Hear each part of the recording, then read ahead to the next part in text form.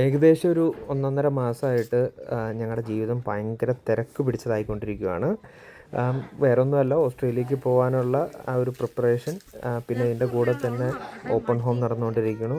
അങ്ങനെ തിരക്ക് മാത്രമല്ല, ഇച്ചിരി സ്ട്രെസ്സും ഉള്ള സമയമാണ്. എങ്കിൽ പിന്നെ ഫാമിലിയായിട്ടൊന്ന് പുറത്ത് പോകാമെന്ന് വിചാരിച്ചു.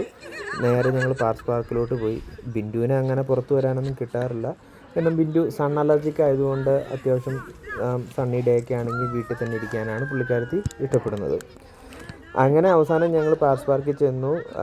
അപ്പം ഇസയ്ക്കും ഭയങ്കര ഫണ്ണാണ്. കാരണം അത്രയും ഓപ്പൺ സ്പേസ് കിട്ടിയപ്പോൾ ഇസ അങ്ങോട്ട് കയറി അർമാദിക്കാൻ തുടങ്ങി. ഇസയുടെ കൂടെ തന്നെ നമ്മുടെ ഡുഗു ഉണ്ടായിരുന്നു. ഡുഗുവിനും ഇങ്ങനെയൊക്കെ ഉള്ള ഒരു ഔട്ടിംഗ് എന്ന് പറഞ്ഞാൽ ഭയങ്കര എക്സൈറ്റ്മെൻ്റ് ആയിരിക്കും. ഡുഗു അവിടെ ചെന്ന് ഓടിപ്പാഞ്ഞ് നടക്കാൻ തുടങ്ങി. പിന്നെ ഡുഗു എല്ലാവരോടും നല്ല രീതിയിലാട്ടോ ബിഹേവ് ചെയ്യത്തുള്ളൂ. ആരെയും കയറി അറ്റാക്ക് ചെയ്യുമോ അങ്ങനത്തെ ഒരു ഇതൊന്നുമില്ല. പുള്ളിക്കാരത്തേക്ക് അറിയാം. പക്ഷേ ഞങ്ങൾക്കിടെ പേടിയെന്ന് പറഞ്ഞിട്ടുണ്ടെങ്കിൽ, സാധാരണ പാർക്സ് പാർക്കിൽ ഇങ്ങനെ ഒരു മഡി പൂൾസ് അവിടെ ഇവിടെ കാണും.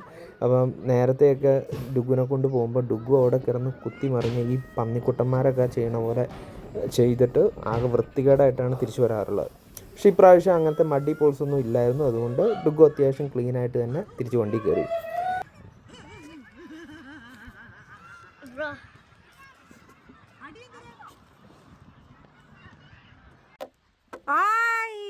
ഇതിൻ്റെ സൈഡിൽ കൂടെ ഞങ്ങളുടെ ക്രിക്കറ്റിൻ്റെ ട്രെയിനിങ് നടക്കണ്ടായിരുന്നു.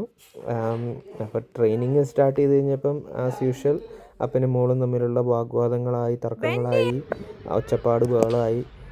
പിന്നെ അത്രയും വലിയ സ്പേസ് ആയതുകൊണ്ട് പുറത്തുള്ള ആരും അങ്ങനെ കേട്ടില്ല എന്ന് വിചാരിക്കുന്നു.